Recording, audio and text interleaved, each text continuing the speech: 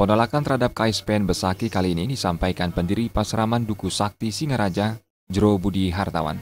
Melalui gerakan relawan peduli Besaki yang dikoordinir Sukaduka Satria Muda Majapahit Bali, Jero Budi Hartawan mengatakan, Tri Uluning Jagat Bali dan Tri Hita Karana harus dilindungi sehingga masuknya kawasan Besaki, Gunung Agung ke dalam KSPN harus ditolak umat dan krama Bali.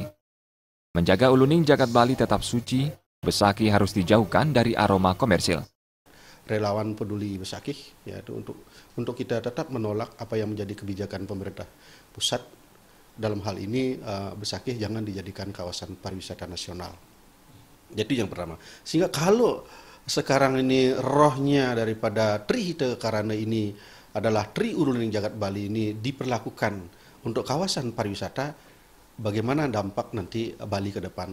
Yang pertama, coba kita bayangkan kalau ulu kepala ini diperlakukan tidak adil, awak karo sikilnya akan menjadi apa? Nah, oleh karena itu kami berharap kepada pemerintah Provinsi Bali untuk segera melakukan tindakan-tindakan yang preventif dalam rangka untuk mengembangkan penghentian terkait masalah kawasan Besaki yang sesungguhnya adalah kawasan yang sangat disucikan oleh umat Hindu di Bali.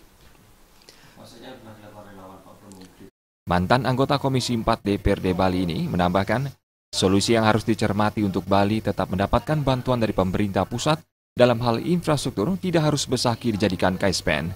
Masih banyak potensi daerah yang bisa diarahkan untuk mendapatkan dana perimbangan pusat dan daerah.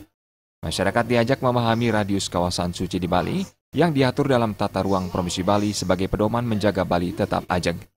Suteja dan Indra Wijaya, Bali TV.